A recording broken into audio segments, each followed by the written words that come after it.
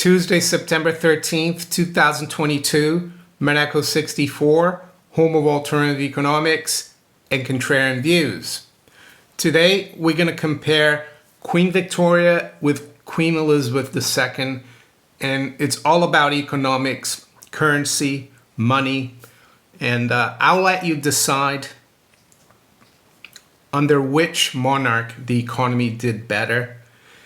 And this is not trying to give one or the other the upper hand. I just thought it would be interesting for people to know exactly what happened to this country economically during the two reigns. So that's what we're going to do today. And I'm going to give you a conclusion at the end of it. But before I start, I like to say that if you enjoy my videos and you watch my videos regularly and you like them, make sure you subscribe to the channel if you're not subscribed yet. Make sure you share my videos with friends and families and colleagues. And also make sure you hit that little like button if you enjoy my videos. And again, thank you everyone for your interest in my channel. So it might seem a little bit premature to do these kinds of comparisons, but I don't see anything wrong with it. It's just an economic comparison.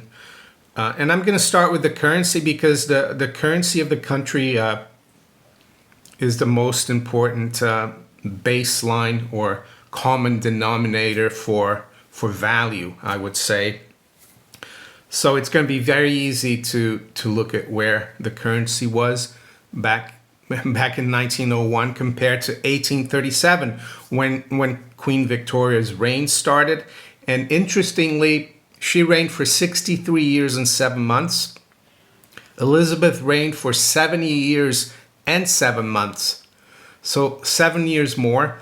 A lot of sevens there. Some people look at 70 and 7 as important numbers in terms of Jubilee and the Old Testament.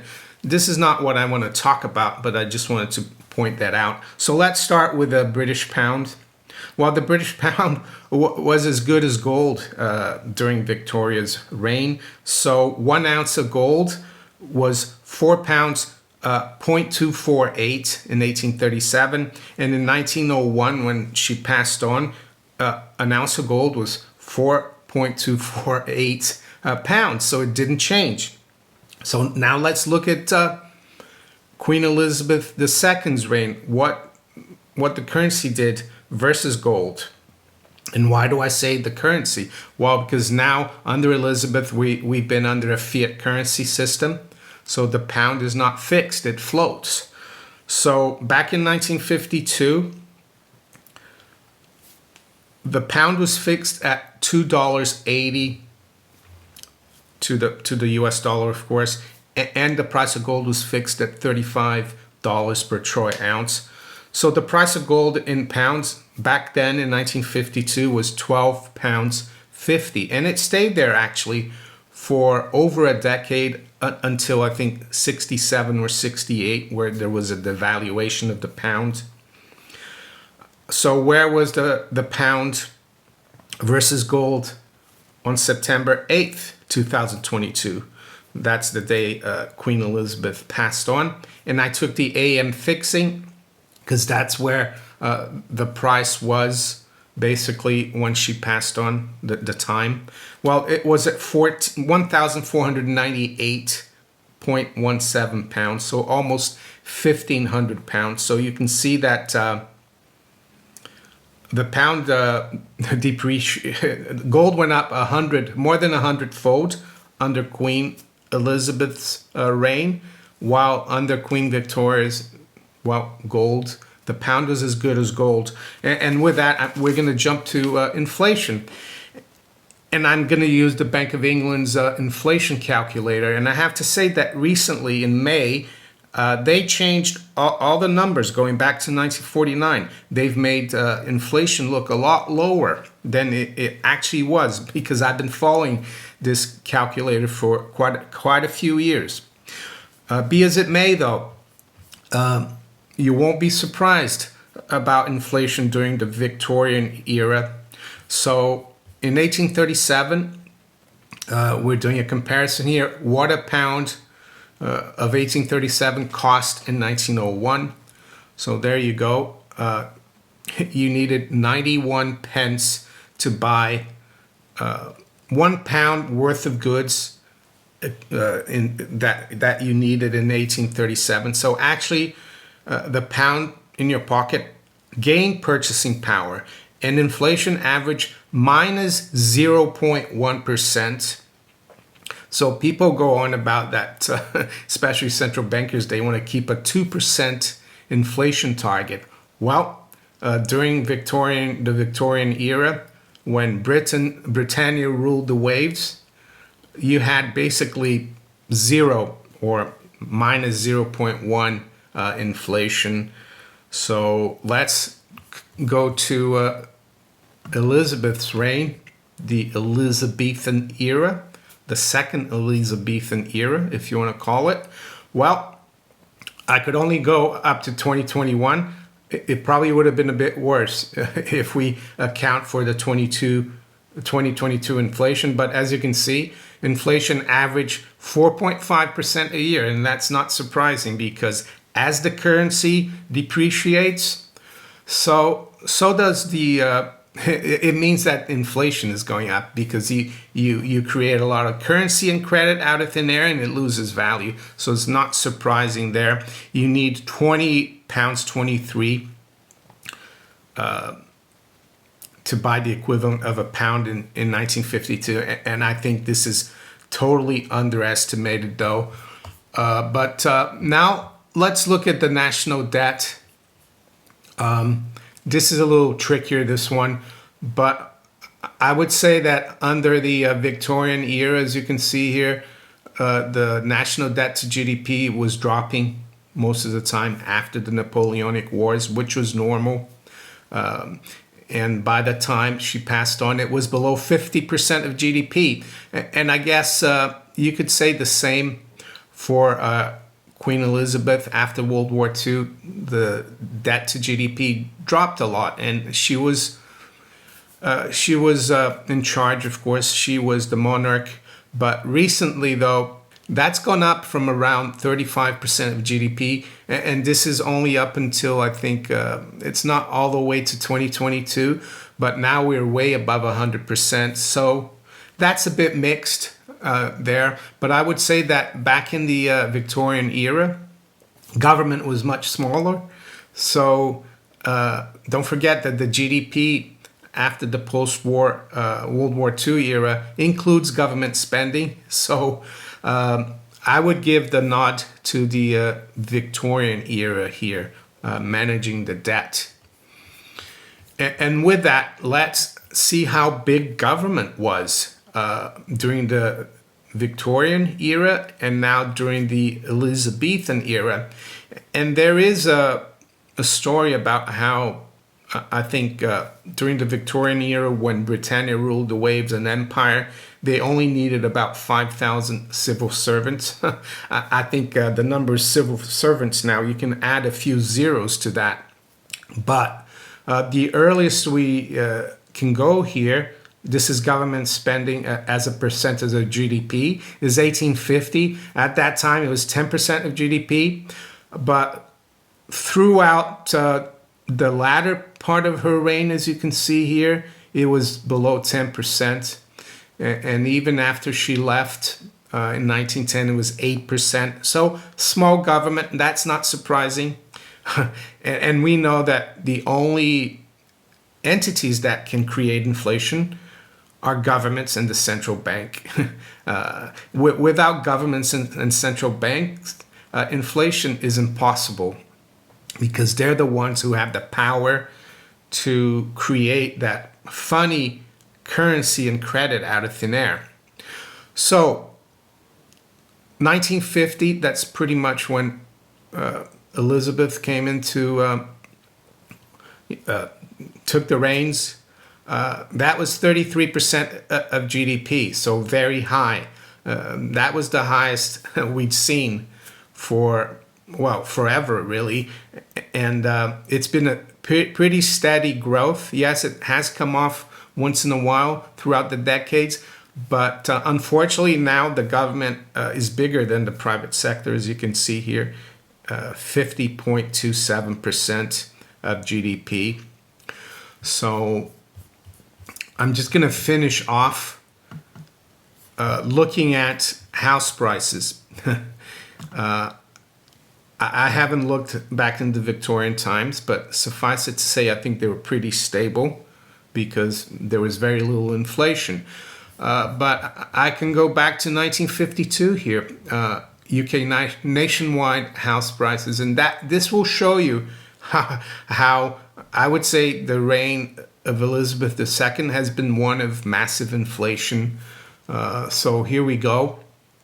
Average house price for all houses in the UK was £1,891 in 1952. And the latest number we have, second quarter of 2022, 270,452. So it's not surprising. So my conclusion is that during the Victorian times, we had sound money. And I think the economy in the UK and its empire was number one around the world. And it's not surprising. When you have your currency as good as gold, when you limit the size of government, things will, you'll give the conditions for the private sector to flourish. While unfortunately during Elizabeth's reign, it's been the complete opposite. At least maybe we can expect that the next 100 years might be the opposite of what we've had under Elizabeth, because things can't keep going. They're not sustainable. Just like, I guess, the Victorian era was too good to be true, and unfortunately we had World War I, and everything has been downhill since then. And I'm not trying to give a prize, economic prize, to either of these two queens, because they're more of a figurehead, but it just shows you, just thought it would be interesting to look at that. So now we're going to look at the markets.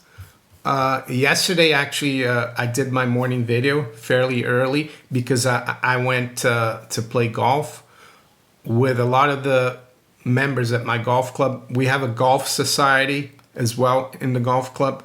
And yesterday we had a day away, which was really nice. So I was playing golf and having breakfast before golf. Most of the day I didn't really watch the markets. But I noticed that gold and silver in particular did very well. And yes, I did a video about silver yesterday morning. I thought silver was due, not yesterday, but in the coming months and years to do better than it has in the last 2 years. But yes, it's kind of a coincidence that silver did really well yesterday when I did my video about silver yesterday morning. So, but that's how it goes. Anyway, it's 20 past 8 a.m. London time. Right now we've got gold pretty much unchanged at 1723.50. The high's been 1728. I saw the high yesterday was 1735. So yeah, gold is trying to creep up. It's going up in like a staircase fashion, up, down, up, down. It's not really zooming up like silver did yesterday. Silver's taking a little breather here right now. It's at 1969. It's down 0.5% after being up over 5% yesterday. And we got up above 20 as well, I saw. Overnight, the high's been 1990, the low 1951. And by the way, I guess today we have the CPI data from the US. That's coming out at 8:30 Eastern time, or 1:30 p.m. London time. I think that number is expected to drop down to like 8.1 from 8.5. I don't think we're out of the woods yet. They might be able to bring CPI down a bit the next few months or 6 months. But for the next decade, we're going to have very high rates of CPI, I think, because they have to keep inflating the system. Anyway, the Dow future is up 75, the Nasdaq 100 is up 32, and the S&P 500 is up 11. FTSE's down 3, US Stocks 50 is up 7. To the currencies, yeah, the dollar has been under pressure as well, so the euro and the pound have rebounded quite a bit in the last few trading days. Right now, sterling is up 0.25% at 1.1711. The euro is up 0.125%, 101.35. Dollars down a third versus the yen at 142.38. Dollars down a third versus the Swiss franc at 95.04. And the dollar is up slightly versus the yuan at 692.70. Dollars basically unchanged versus the ruble at 60.50. To the other currencies, Aussie dollar is down 0.15 at 68.77. The dollar is unchanged versus the Canadian dollar, 129.81. And the Kiwi dollar is down 0.1 at 61.30. You might be wondering where Billy is. Well, he is right behind me on the floor.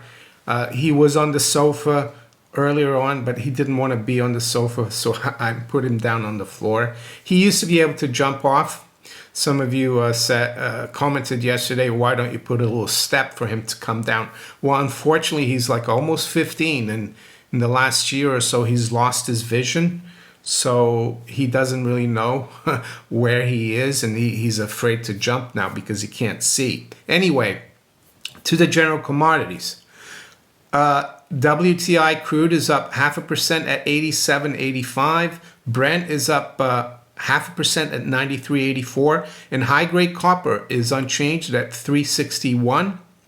US nat gas is up 1.7% at 844. And the Dutch nat gas futures, let's have a look.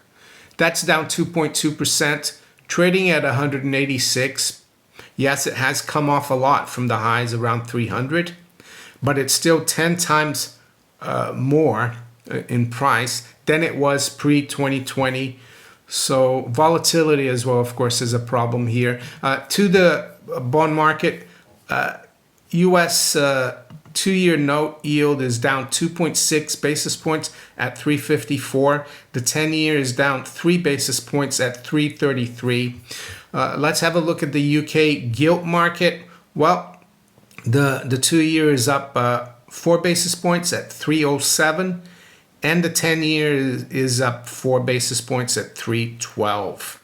So if you enjoyed this video, make sure you hit the like button. Please share it far and wide. Think about subscribing to my channel if you haven't yet. And with that, I wish you all a great rest of the day. Take care. Bye.